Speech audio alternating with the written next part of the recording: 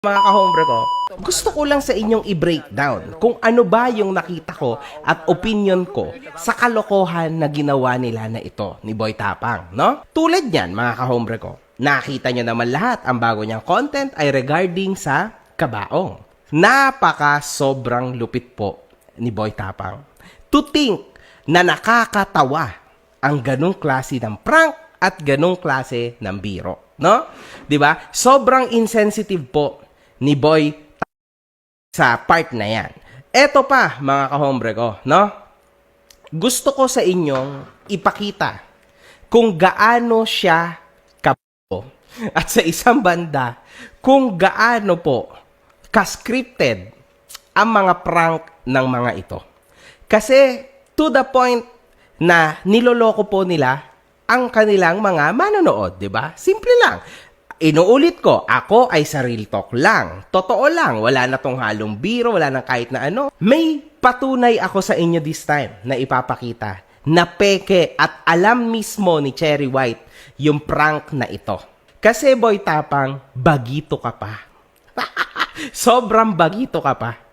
Kaibigan ko, ang direktor ng lahat ng direktor ng mga pranks. At legendary sa mundo ng prank. Hindi nyo kami maloloko.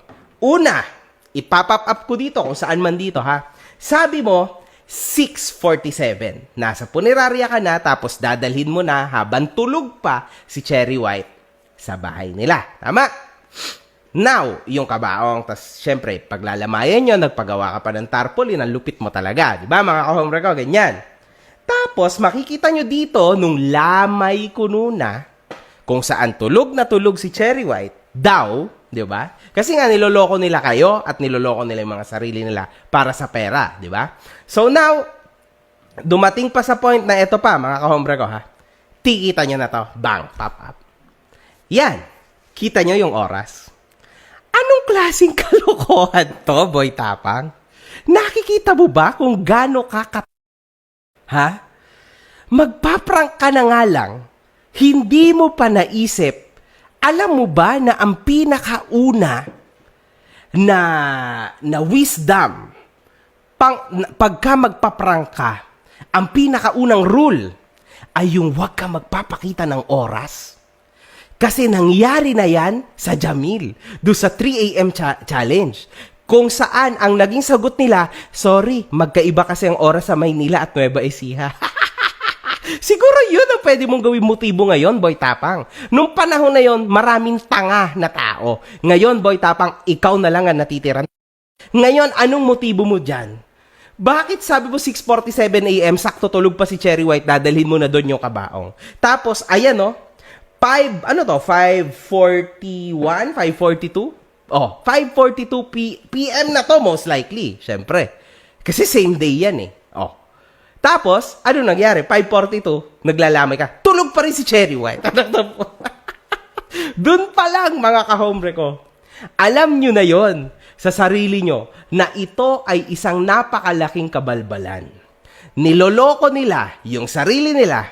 Niloloko nila yung mga tao. Niloloko, ang pinaka nakakatawa pa, yung mga involved sa mga grupo nila, iyakan din.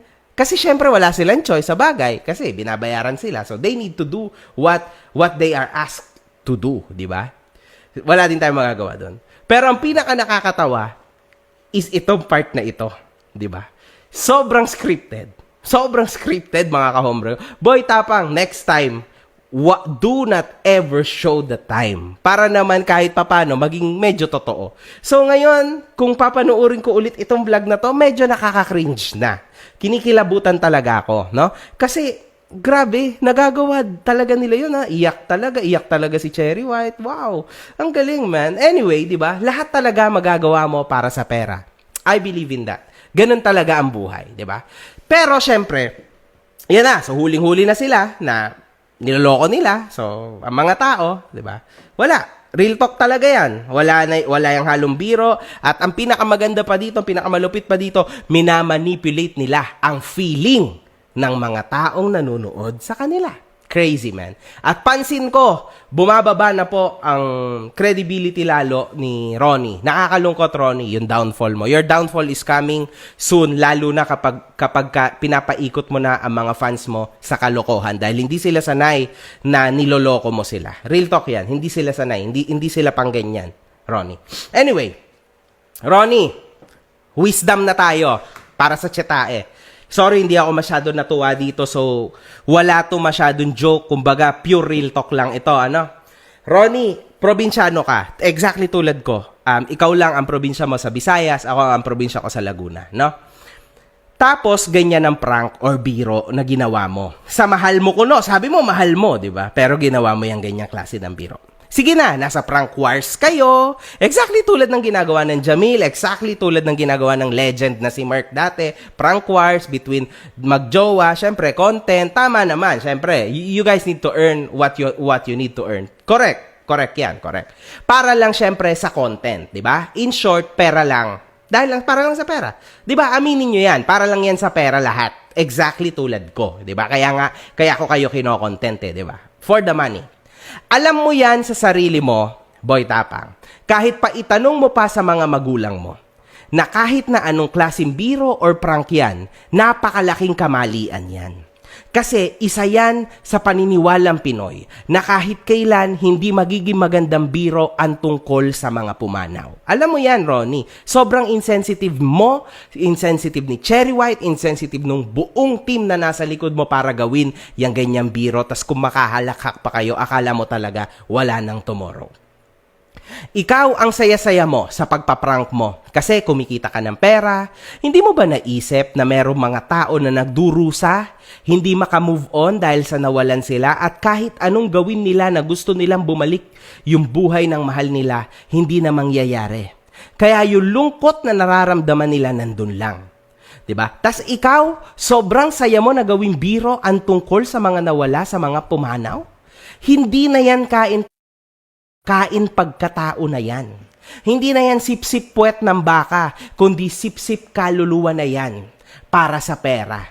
Ronnie, naniniwala pa rin ako na you're being manipulated dito ng babaeng ito. Kasi talagang hindi ako makapaniwala na ganyan ang naging ending ng isang Boy Tapang. You were never like this, man.